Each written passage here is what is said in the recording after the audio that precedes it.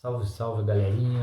Tio Marlon hoje vai estar, infelizmente, está tendo que gravar um vídeo para vocês da nossa aulinha, uma matéria nova que nós vamos começar hoje na página 84, capítulo 5, Rebeliões na América Portuguesa, por conta daquele aparelhinho miserável ali da internet que deixou o tio Marlon hoje na mão. Não só eu, como minha esposa e meus filhos não podem assistir aula, não pode dar aula, não é? Por conta da internet que caiu, já vieram aqui, era um aparelhinho branco, já trocaram, botaram aquele pretinho ali, e também essa porcaria, não, me desculpa, não está funcionando, não estou sem internet, só do celular.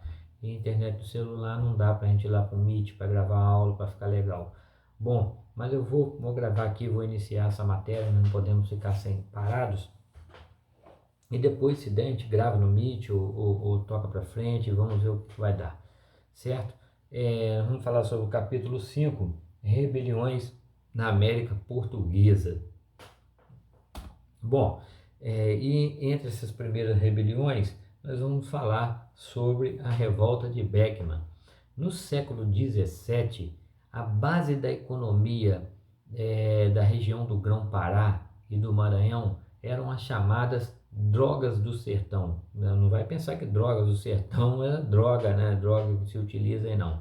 Essas drogas do sertão eram cacau, castanha do Pará, canela, pequi, guaraná, plantas medicinais, plantas aromáticas, essas garrafadas que vocês veem aí no Nordeste, esse pessoal que às vezes aparece aí vendendo, garrafada para espinhela quebrada, e toma isso não sei para quê. Essas são as drogas do sertão atuais, não é? Bom, e essas drogas do sertão eram os indígenas escravizados que extraíam essas riquezas da floresta para os colonos que nessa região viviam. Essa região do Grão-Pará e do Maranhão, ela era bem distante da região central do Brasil, ou seja, da Bahia, né, do Nordeste, de Recife, de Pernambuco, do Rio de Janeiro, de São Paulo, das Minas Gerais. É uma região de difícil acesso, muita mata, rios para atravessar, mas também tinham colonos lá nessa região. E eles escravizavam os indígenas para tirar essas riquezas das florestas para eles, porque era muito difícil chegar até eles escravizados africanos. Ao serem informados da proibição de se escravizar o indígena, os colonos eles protestaram exigindo uma atitude do governo. Para contornar essa situação, né, essas revoltas, esses protestos na região, o governo de Portugal ele vai criar uma companhia. Essa companhia era chamada Companhia de Comércio do Maranhão, e ela se comprometia em vender africanos escravizados para os colonos locais dessa região do Grão-Pará e Maranhão, ou seja, levar até eles escravizados trazidos da África, tá? Porém, essa companhia ela não cumpriu o prometido com os colonos do Grão-Pará e do Maranhão. Além de não levar os escravizados até eles, né, os escravizados africanos, eles falsificavam pesos e medidas, ou seja, cobravam caro pelos produtos que vendia para eles, bacalhau, farinha de trigo, sal, e pagava barato aquilo que comprava na região. Não é? O que é falsificar pesos e medidas? Por exemplo, o camarada lá tinha 500 quilos de cacau colhidos em sacas.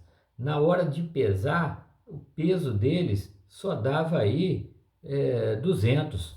Então eles pagavam, obtinham 500 quilos e pagavam sobre 200.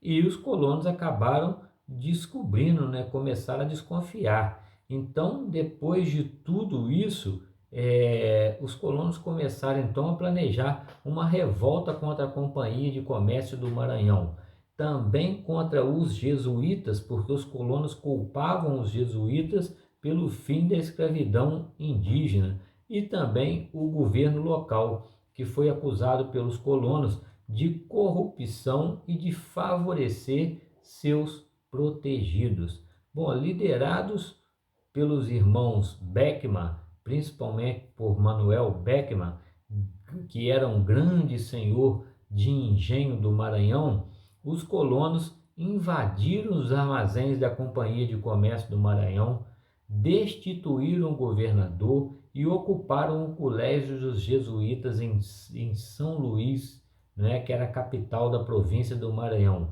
dando origem assim à revolta de Beckman.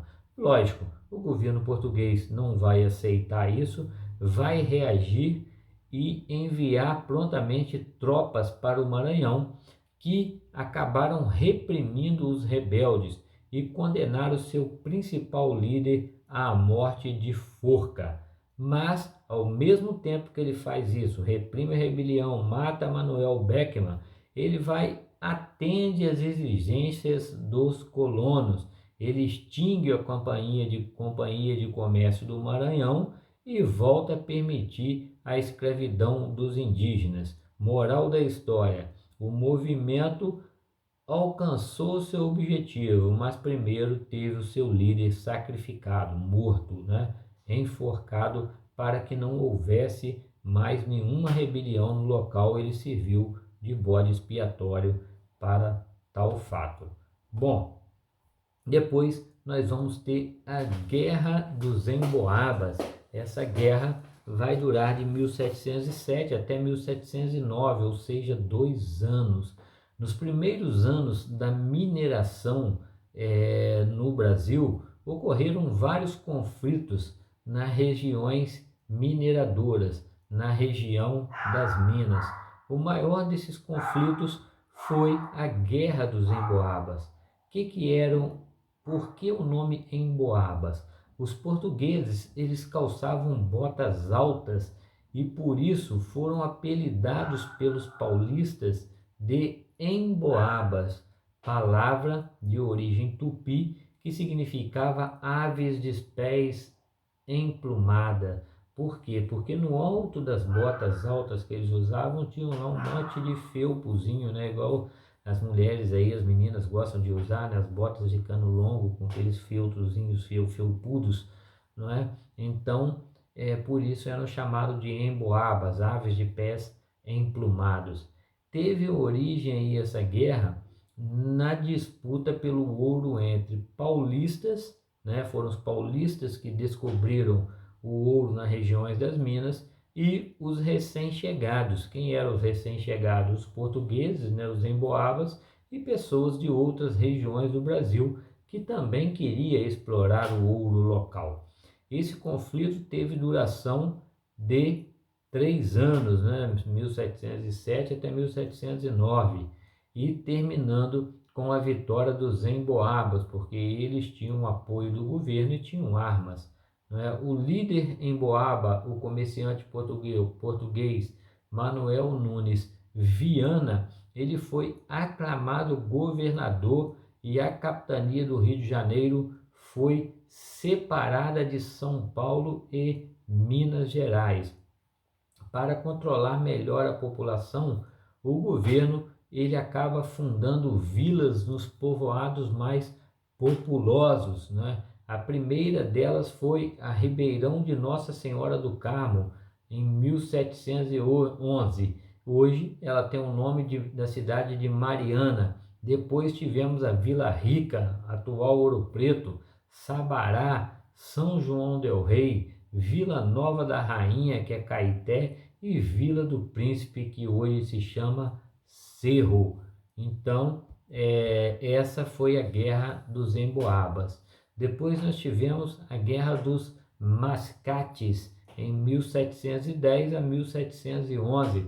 Na segunda metade do século 17, o açúcar brasileiro ele vinha caindo de preço na Europa, ou seja, havia uma grande crise do açúcar brasileiro na Europa.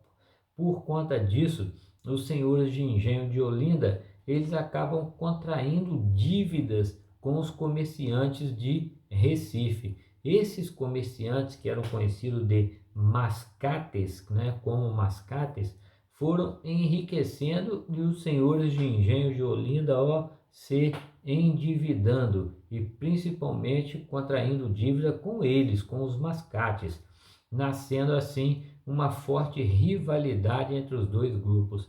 Embora ricos, né, esses comerciantes, esses mascates, eles não tinham poder político, pois Recife era controlada pela Câmara Municipal de Olinda. Recife não tinha uma Câmara, liderada pelos senhores de engenho, né?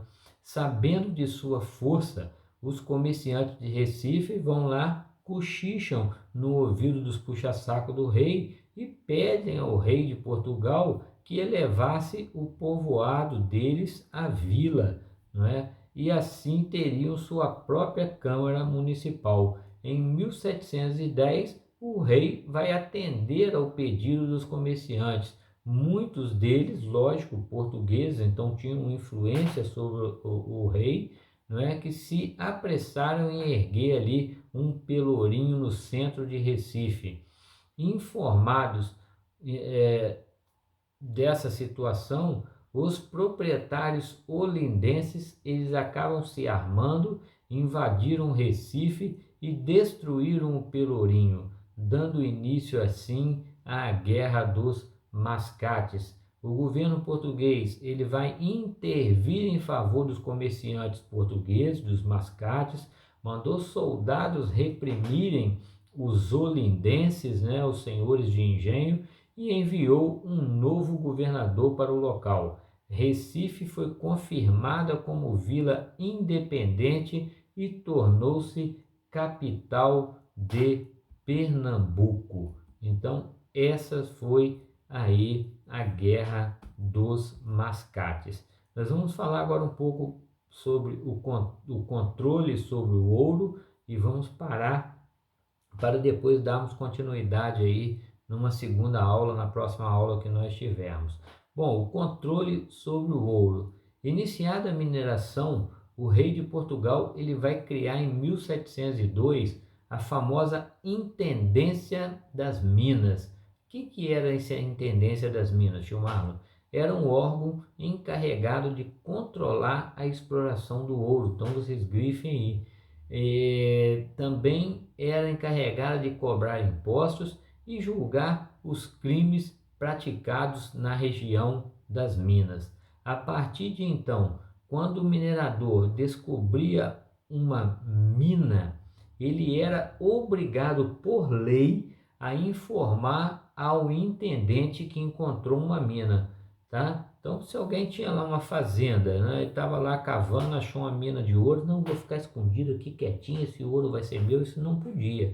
Ele tinha que chegar lá, senhor intendente, no quintal da minha fazenda, eu achei lá uma mina de ouro, tá? Eu estou informando o senhor. Bom, este intendente mandava dividir a mina em lotes auríferos, chamado datas. Grifem isso. Após a descoberta da mina, ela era dividida em lotes auríferos. Esses lotes auríferos eram chamados de datas.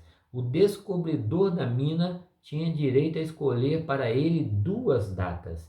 Então, quem descobria a mina, o dono da terra ou quem descobria a mina, tinha direito a duas datas. A seguinte era reservada ao rei. As demais eram distribuídas entre os mineradores, as maiores para quem tivesse mais escravos para poder trabalhar e tirar ouro. Impostos e mais impostos. Ao mesmo tempo em que o governo incentivava a extração do ouro, a Intendência das Minas ela criava e cobrava pesados impostos sobre os homens livres e escravizados. Também cobrava impostos sobre tecidos, ferramentas, gêneros agrícolas e sobre o ouro, sendo o mais importante dos impostos o famoso quinto, onde 20% de todo o ouro extraído era recolhido às casas de fundição. A cobrança ela era feita sobretudo nas estradas que ligavam Minas Gerais ao Rio de Janeiro, São Paulo e Bahia, de onde saía o ouro do país para Portugal. Sempre esse ouro era policiado por soldados chamados dragões do regimento das Minas. Quanto maior a opressão fiscal, mais a população reagia praticando o contrabando de ouro, ou seja, contrabandeavam ouro de todas as formas que eles pudessem contrabandear. Bom, turminha, na próxima aula nós vamos falar aí sobre a revolta de Vila Rica. Espero que a internet já esteja boa e que possamos assim ter uma aula mais dinâmica, mais com perguntas, com interatividade de vocês, tá ok? Beijão para vocês e até a próxima.